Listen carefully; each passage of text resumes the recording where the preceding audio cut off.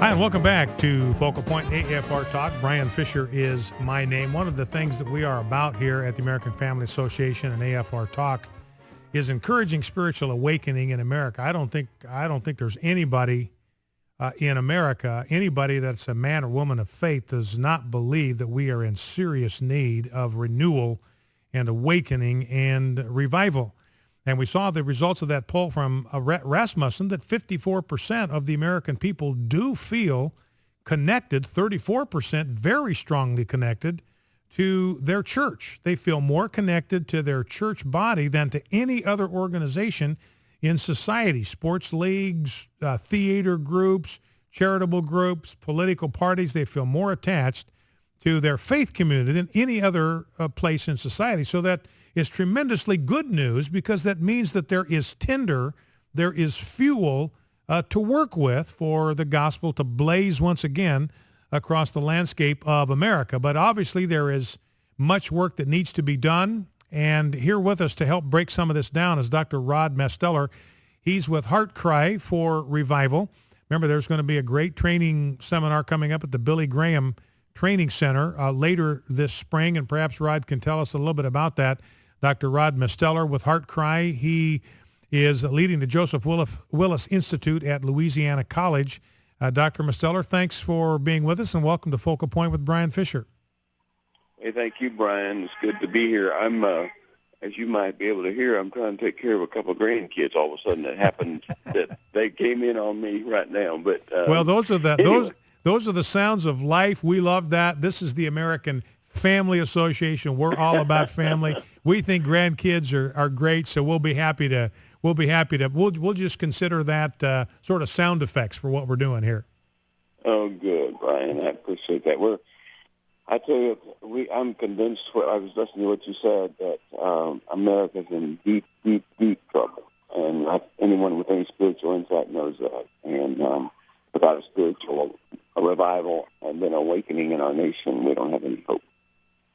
And let me ask you this from your standpoint, Rod. What do you see as the key or the keys? Maybe there's more than one. What has to happen for renewal and awakening to come to America? Well, I've been focusing a lot, Brian, on Luke 18, where Jesus tells the parable of this judge who didn't care about people and didn't care about God. And Jesus is saying, I want to teach you how to pray. And this widow who didn't have, was the only place she had to go was this unjust judge. And Jesus said that she kept coming to him, and even though he didn't care about God or people, because of her persistence, he gave her what she asked for. And then he said that I'll bring about justice to those who cry out to me day and night. And then he closes that parable by saying, when he returns, will he find faith on the earth? Will the Son of Man find faith on the earth? Of course, a guy that really influenced my life was Manly Beasley. And Manly Beasley used to say, faith is believing something that is not so is so, because God said it was so, and he'll make it so. And I'm convinced what our Lord is saying to us is, when we get desperate and when we realize we don't have the other options and we cry out to him day and night, that he will indeed send revival and awakening to his plan. I'm convinced of that. And it seems to me that what you're saying about patient faith and persistent faith is so critically important in this, Rod, because, I will find people that'll get ramped up for intercessory prayer, and they just go out there and they pray up a storm, and they storm the heavens, and they wave their arms, and they cry from the depths of their spirit, and they engage in this forceful, aggressive intercession. And then they wake up the next morning and nothing has changed, and they think, well, that didn't work, and so they give up on the whole idea. But what I hear you saying is it's important for God's people to be patient and persistent and persevering in the prayer. Yeah, that's what Jesus said.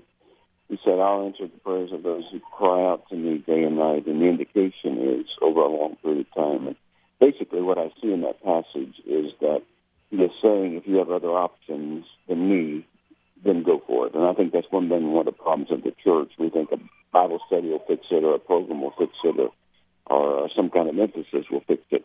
And the only thing that's going to fix what's going on in our nation is for God's people to be broken and surrendered and desperate for him. We're talking here with Dr. Rod Misteller, who leads the Joseph Willis Institute at Louisiana College. And Rod, we'll let you get back to your grandkids, but before we let you go, tell us how people in the listening audience can get involved with the Heart Cry movement.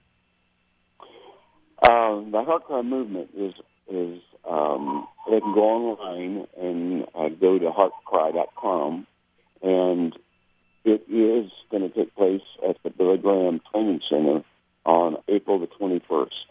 And I'm telling you, guys from all over the nation and really the world that have a heart for prayer are going to be there.